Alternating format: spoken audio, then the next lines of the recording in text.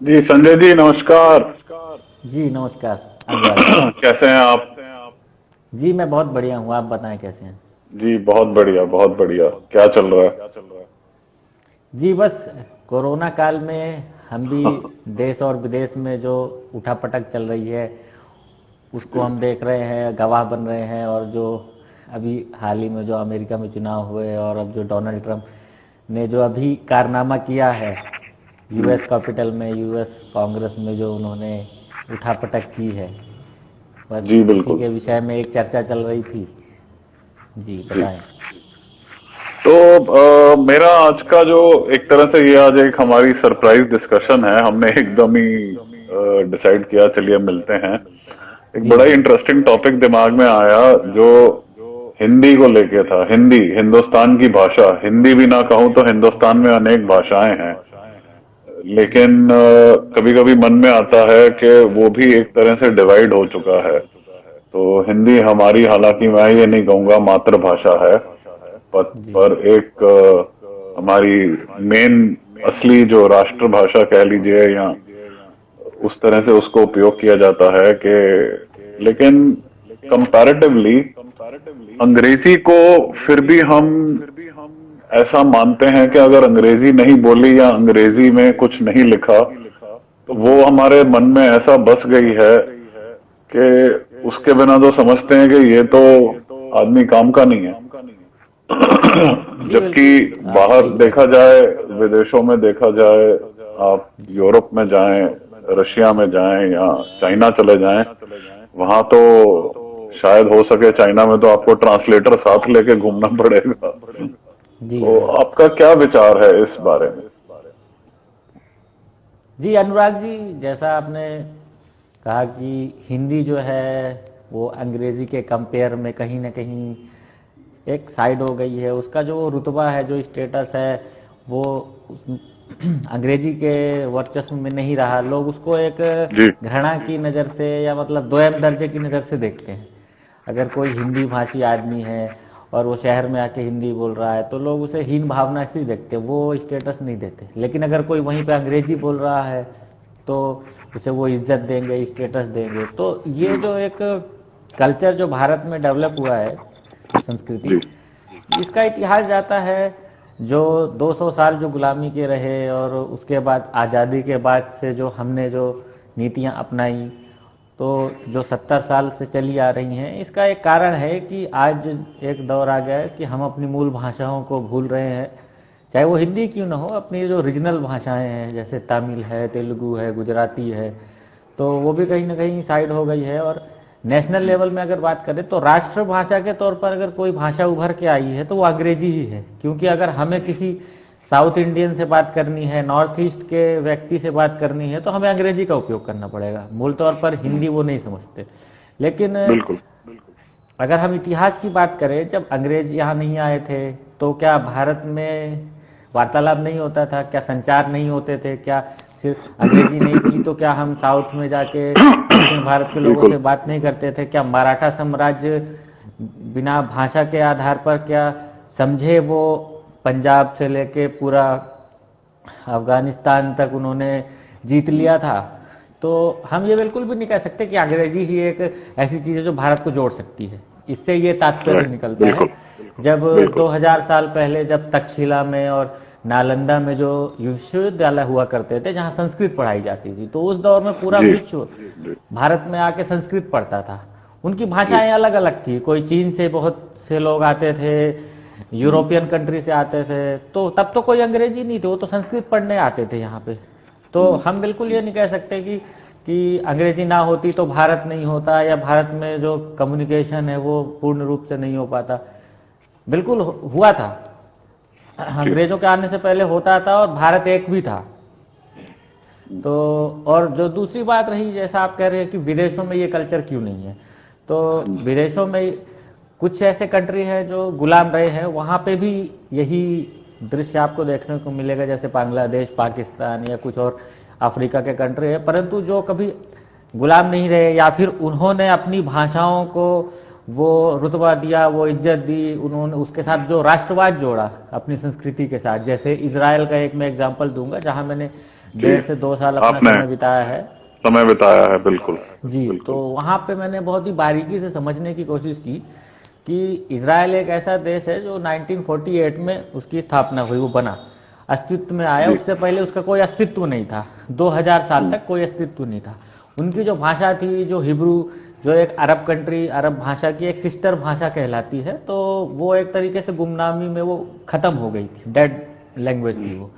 परंतु राइट। जब यूरोप से माइग्रेट होकर जब यहूदी लोग, जैविश लोग जब इज़राइल में आए, तो उनके अंदर एक अपनी भाषा, अपनी संस्कृति जो 2000 साल पहले छूट गई थी, उसके प्रति एक राष्ट्रवाद की एक भावना थी कि हम अपनी भाषा को, अपने धर्म को जीवित करना चाहते हैं। और वही जो उनका जो जज्बा था, उसकी वजह से हिब्रू भाषा को उन्होंने पिछले 70 सालों में एक हाईली टेक्निकल भाषा के रूप में डेवलप किया है, जिसमें आज साइबर सिक्योरिटी की बात करेंगे तो इज़राइल दुनिया में वर्ल्ड लीडर है साइबर सिक्योरिटी की बात करें, और drone technology, security defence technology की बात करें तो बिल्कुल। कुछ मामलों में वो अमेरिका से भी ऊपर है। और ये सारी टेक्नोलॉजी इज़राइल ने अपनी ही भाषा में, हिब्रू भाषा में डेवलप की है। ये एक भारत के लिए एक सीख है जहाँ से वो ले सकता है, जबकि वहाँ की जो पॉपुलेशन है वो मुश्किल से 90 लाख 1 करोड़ के करीब है, और उतने ही लोग वहाँ पे हिब्रू बोलते हैं, बल्कि उससे कम बोलते हैं, क्योंकि वहाँ अरबी भाषा भी चलती है,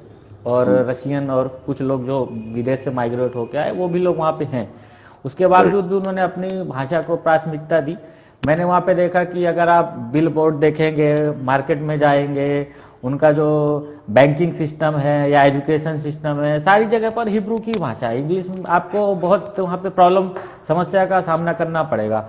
और यही परिदृश्य आपको जर्मनी में और फ्रांस में, वो तो भाषा के नाम से ही वो देश की स्थापना हुई है, जर्मन से जर्मनी, इटालियन से इटली, और चीन की तो खैर बात ही अलग है। मैंड्रिन भाषा के अलावा वो कोई भाषा वहाँ पे मैंडरिन, बोली नहीं बिल्कुल जाती है, और उसी बिल्कुल। में उनका पूरा। और आज जो विश्व जो पावर बना है चाइना, इसमें कोई दो राय नहीं है कि भाषा में कोई उनके लिए कोई रुकावट हो सकती है। जी अनुराग जी। जी।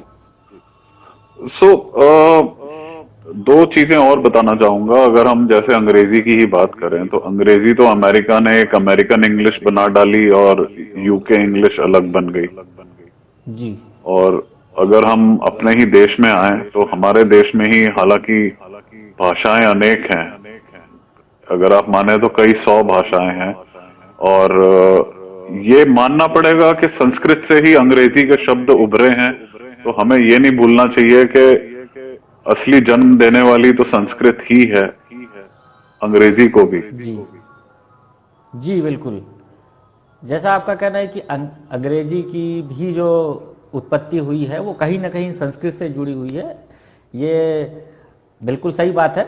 अगर हम स्पेनिश भाषा की बात करें, लैटिन भाषा की बात करें, तो बहुत सारे जो शब्द हैं, जैसे मदर जो है वो मातृ से निकला, ब्रदर जो है वो भ्रातृ से निकला, तो ये सारे जो शब्द है कहीं ना कहीं इन सब की भाषा की जो एक जननी है वो संस्कृत एक रूप में उभर के आती है।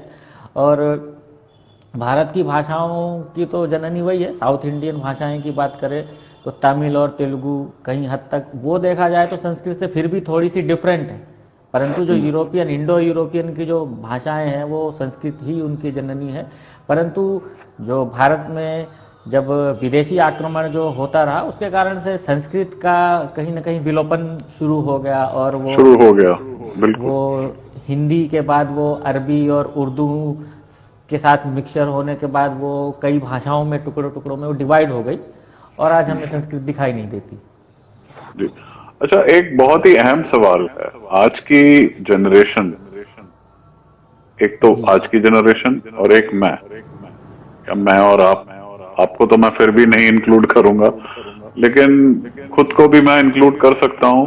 हिंदी बोल लेते हैं लेकिन शुद्ध हिंदी नहीं बोल पाते।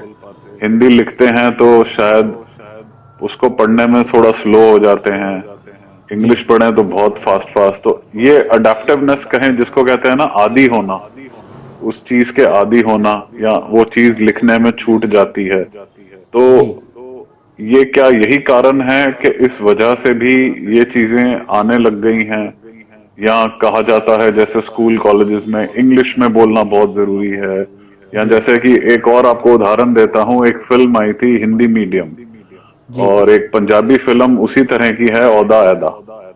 उदा एदा मतलब ओदा उसका एदा। इसका। जी हाँ, उदा का मतलब हुआ उसका इसका। जी तो जी जी उसमें भी यही भाषाओं पे ही बनाई गई है कि पंजाबी भाषा, हिंदी भाषा को आप क्यों नहीं अहम देते। स्कूलों में बोला गया कि भाई आप अगर हिंदी या पंजाबी नहीं बच्चा बोल पाता तो उसमें क्या फर्क पड़ता है। या फिर आप कह लीजिए कि अगर बच्चा गांव का है तो वो क्यों नहीं अच्छे स्कूल में जाता। इसका मतलब कि स्कूल में अंग्रेजी में बोलना है तो मतलब ये कोई बात नहीं बनी ना कि भाई वो बच्चा जी पढ़ेगा नहीं। तो अंग्रेजी को इस लेवल तक एक तरह से दर्शाया गया है एग्जाम्पल जी के जी तौर पे। तो आपके हिसाब से ये फैक्ट्स जो हैं ये भी इफेक्ट करते हैं सोसाइटी में? जी बिल्कुल। जैसे आपने पिक्चर की भी बात की, ओदा एदा, और जो एक हिंदी मीडियम में एक पिक्चर आई थी, तो उसमें जो समाज का एक जो दर्द है, जो जो खासकर जो नीचे का तबका है, जो हिंदी भाषा या फिर रीजनल भाषाओं के क्षेत्र से आता है, जो जिसका स्टेटस अंग्रेजी के लायक नहीं है, उसका एक दो दर्द है, वो ये पिक्चर बयां करती है कि वो किस तरीके से सोसाइटी में अपना स्टेटस बनाने के लिए झूठ मूठ की अंग्रेजी सीखने की कोशिश करता है। इसमें हमारे जो कलाकार हैं इरफान खान, उन्होंने बहुत ही उम्दा अनुभव निभाए। बिल्कुल। तो मैं आपको ये ले जाना चाहता हूँ अपने जो ग्रामीण इलाकों से, मैं ये शुरू करना चाहता हूँ। हिंदी बेल्ट की बात करेंगे तो यहाँ का मेरा जो अनुभव है, तो जो मेरे जैसे हमारे जैसे युवा और जो वहाँ के जो स्टूडेंट हैं, जब वो वहाँ से 12वीं पास करके आते हैं हिंदी मीडियम में, और जब शहर में आके वो इंजीनियरिंग कॉलेज में एडमिशन लेते हैं, पत्रकारिता में या विभिन्न जी प्रकार के कोर्स में, तो मूल तौर पर वो सारे कोर्स जो होते हैं या तो अंग्रेजी में होते हैं, और अगर वो हिंदी में वो ग्रेजुएशन कर भी लेते हैं, कुछ पढ़ाई पत्रकारिता की वो कर भी लेते हैं, तो उसके बाद जब वो फील्ड में आते हैं, जब वो प्रोफेशनल लाइफ में एंटर करते हैं, तो वहाँ पे उस हिंदी की कोई वैल्यू नहीं रहती है। उनको करियर में बहुत चैलेंजेस आते हैं। पहला ही इंटरव्यू उनका जो होता है वो इंग्लिश में होता है। तो उनकी जो 12 साल की पढ़ाई प्लस जो ग्रेजुएशन ने की, तो वो वहाँ पे धरी की धरी रह जाती है। वो उनको लगता है कि पूरा मेरा करियर खराब हो गया, बर्बाद हो गया, अब सबसे पहले मुझे इंजीनियरिंग छोड़ के मुझे अंग्रेजी सीखनी है। ठीक तो है, ये जो बिल्कुल। एक भाषा का दर्द है, ये हमने बहुत ही करीबी से देखा है, और ये एक हर एक युवा की एक पीड़ा है, एक दर्द है, जिसको, क्योंकि जो हमारा जो देश का जो सिस्टम है, जो पॉलिसीज है, जो निर्माता हैं, उन्होंने पिछले कई दशकों से एक अंग्रेजी को एक स्टेटस के तौर पर लिया, और उन्होंने जो गरीब तबका है उसकी वो पीड़ा को समझने की कोशिश नहीं की। जो हमारे जो एडमिनिस्ट्रेटर्स रहे हैं, स्टेट्समैन रहे हैं, या जो प्रशासनिक स्तर पर जो लोग रहे हैं, उन्होंने, क्योंकि वो एलिट वर्ग जो होता है वो अंग्रेजी को ही सीखता है, उनके बच्चे भी अंग्रेजी सीख जाते हैं, तो उनके लिए वो बहुत आसान सरल होता है। बिल्कुल और बिल्कुल। लोगों के लिए, जनता के लिए वो एक एक तरीके का एक ऐसा प्रभावित करने वाला ओहदा रहता है कि हमें भी एक अफसर बनना है या हमें भी कुछ बड़ा बनना है, तो हमें अंग्रेजी सीखनी है। तो ये एक माइंड में घर कर गया है कि अगर हमें कुछ बड़ा बनना है तो हमें अंग्रेजी सीखनी है, अगर हमें एलिट बनना है तो हमें अंग्रेजी सीखनी है। तो बिल्कुल स्टेटस सही कहा सिंबल से आपने। ये जुड़ गया। तो जी प्लस स्टेटस प्लस करियर, और ये चलते चलते अब जो प्राइवेटाइजेशन जो हुआ, जो कॉरपोरेट सेक्टर इंडिया में आया, वो ज़्यादातर विदेश से आया। तो जब अमेरिकन कंपनी, विदेशी कंपनी इंडिया में आई, तो उन्होंने भी जो शुरुआत में जो कॉरपोरेट कल्चर लॉन्च किया वो अंग्रेजी में ही किया। तो जो हायरिंग है, जो इंटरव्यूज़ है, जो कंपनीज हैं, वो सब एक तरीके से उन्होंने देसी लैंग्वेजों को, विदेश भारत की लैंग्वेजों को उन्होंने महत्व नहीं दिया, और उनके लिए वो मुश्किल भी था। और इंडियन लोग जो थे वो अंग्रेजी जानते ही थे, तो उनके लिए वो एक तरीके से फायदे का सौदा हो गया कि भाई हमें फायदे का सौदा हो गया। स्पीकर यहाँ पे बहुत आसानी से मिल जाते हैं। तो ये एक और कारण हुआ कि भाई हमारी रीजनल भाषा को हम तो पूरी तरीके से भूल गए कि हमें अब सीखने की ज़रूरत ही नहीं है। तो हमें भी बचपन से स्कूल में यही सिखाया गया कि आप अंग्रेजी सीखोगे तो जॉब मिल जाएगी, और हमें हिंदी एक सब्जेक्ट के नाम पर तो सिखा दिया गया, लेकिन हमें कभी भी ये नहीं बताया गया कि इसमें आपका कोई करियर बन सकता है। और जब हमें उससे करियर या पैसा या उससे ख्याति नहीं मिल सकती, तो हम वो चीज़ क्यों करना चाहेंगे? स्वाभाविक सी बात है। बिल्कुल तो ये बिल्कुल। करियर ओरिएंटेड और मनी ओरिएंटेड लैंग्वेज जो है वर्ल्ड में, और खासकर भारत में, वो अंग्रेजी को बना दिया गया है। और अब जो स्थिति बन रही है वो ये है कि हमारी बोलचाल की भाषा में भी अंग्रेजी इसीलिए आ गई, जैसे आपने कहा कि हम प्योर हिंदी क्यों नहीं बोल पा रहे हैं। या फिर मैं पंजाबियों की भी बात करूं, मैं उनके लोगों से मिला हूं, तमिलनाडु में भी मैं गया हूं, तो वहां पे मैंने देखा कि जैसे हम हिंदी में अंग्रेजी मिला देते हैं, वैसे वो अपनी भाषाओं में अंग्रेजी मिला देते हैं। अंग्रेजी सब मिला जगह ये देते मिल हैं, चुकी है बिल्कुल जी। तो सेकंड बिल्कुल। लैंग्वेज सब जगह अंग्रेजी पूरे भारत में हो चुकी है।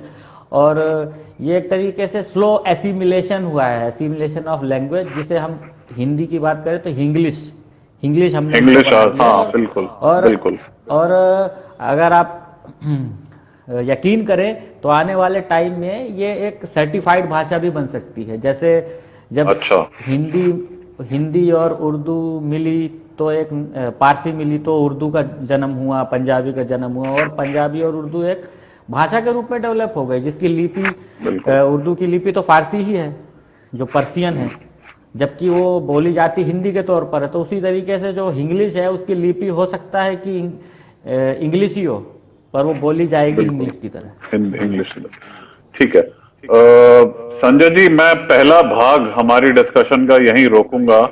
हम जी सेकंड भाग, यानी कि दूसरा कहना चाहिए, दूसरे भाग में हम जल्दी वापस लौटेंगे और इस टॉपिक को ही कंटिन्यू करेंगे अपने जी दर्शकों के लिए, क्योंकि ये बहुत ही इम्पोर्टेंट डिस्कशन हमने छेड़ी है इस बारी। जी भारतीय भाषाएं वर्सेस अंग्रेजी और अदर भाषाएं, हम उसको क्यों नहीं अडेप्ट कर पाते, क्यों नहीं हम उसको उसके आदी हो पा रहे हैं, और इस पे हम बहुत से नए सवाल भी उठाएंगे।